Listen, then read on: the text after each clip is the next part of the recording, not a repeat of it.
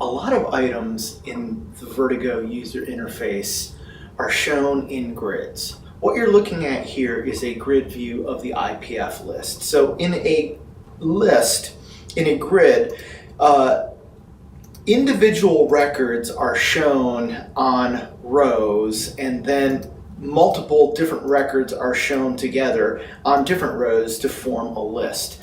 This is the way a lot of the records in the Vertigo database are shown. So what I'm showing you here is an example of the IPF list, but I could also go ahead and view the sensor list, which is also going to be shown in a grid view the same way. So you can think of this in database terms as each row in the grid being a record, and then there are multiple different fields that are available. So if I go back to the IPF list, you'll see that the fields that are shown include the tag, the IPF description, IPF type, and so on. So working with these grids is important for working with Vertigo because they are so frequent.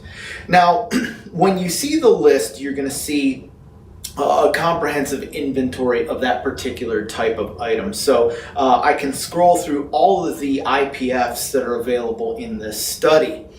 Now, if I wanted to create a new item, up in the top left corner, there will always be an add button. So here in the IPF list, it says add new IPF, but if I were to go to a different item, for instance, the sensor list, it would say add new sensor, final element list, add new final element, and so on.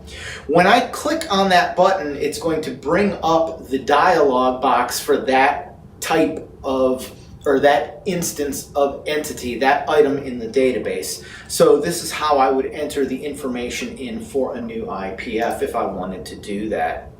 So that's how you add new ones. If there are existing items that would show up in a grid view, they will show up on the list. And if you want to manipulate them, you have a few different choices. First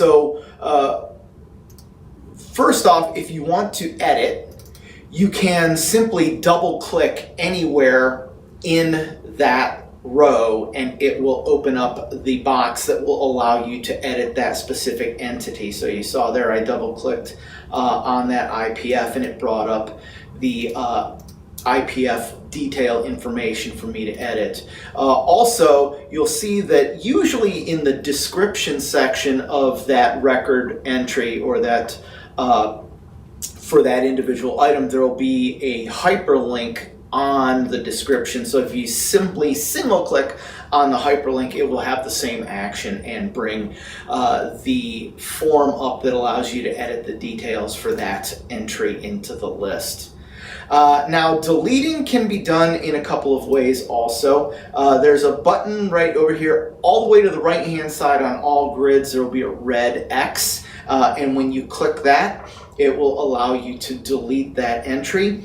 Also, there is something called a context menu that I'll bring up in another section of the training class. So everything that we've been doing thus far has been left clicking, but if you go to a row and you right click, you'll bring up a context menu, and that context menu will allow you to perform that deletion also.